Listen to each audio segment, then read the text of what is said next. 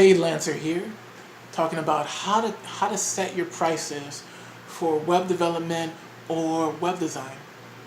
So you've probably been in this position before where someone comes to you and says, "Hey, a friend of a friend told me about your service. You're so good. I've heard so many great things about you. You're the cheap insert blank designer guy, cheap developer guy, right? You're gonna hook me up with that special rate, right?" And then you're thinking, what special rate? But you're scratching your head, but you also realize that, hey, I'm not you realize that, hey, obviously something's not right here.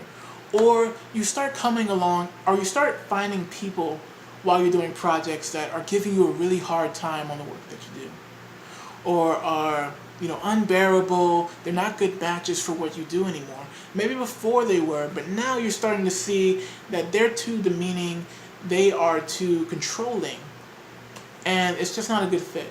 Those may be some signs that you're actually not charging enough. Why do I say this? It's because people pay for what they value.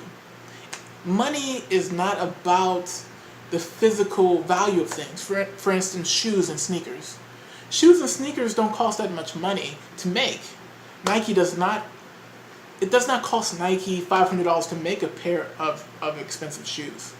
That's how much they sell it for. That's their profit. But that's not how much it costs to make it. So the reason why people pay for it is because it is valued at $500. So what you need to do is basically add more value to your brand. The value is probably already there. The value is probably, you've increased throughout the years, you've gotten better at design, or maybe you're just starting out, but you're noticing that you can't swat away all the business because you're so busy. That's a sign that you need to charge more. That's a sign that you're giving away too much value and not getting back a little bit in proportion to what you're giving out. So for instance, $5 logos, no. You shouldn't be doing $5 logos, ever. You might as well be doing them for free. If you're getting really good at logos, what you should be doing is charging a little bit more every time. Maybe not to your same customers, but to other people that come on through. And so as time goes on, your rate should increase. I think the inflation rate is around 12% a year. So 5 years into development or to design, your service should not cost as much as it did 5 years ago. Does that make sense? It should cost more. It should cost around 60% more if we're following just inflation. But just value-wise, you should be getting better. 5 years later of working on something, you should be a whole lot better than when you started. So you should be charging proportional to how good you've gotten. And the way you can tell that is how people respond to what you charge. Now here's something that's strange, something that's weird, something that you may not have thought about, but how good of a deal is too good of a deal? So some people, let's say you go to a bazaar or a flea market, and you see that same $500 pair of shoes, but you see it for $5. What is going through your mind right now? Is that a great deal, or is that too good of a deal? And so that's the problem with value. And that's the problem with perceiving value. You see, because if I know this kind of service costs a whole lot more, and I see you charging a whole lot less, I'm a little bit concerned. I get nervous. I'm not sure if I can trust you. This seems kind of shady, even if it's not. So what that means is you need to charge exactly what people will pay.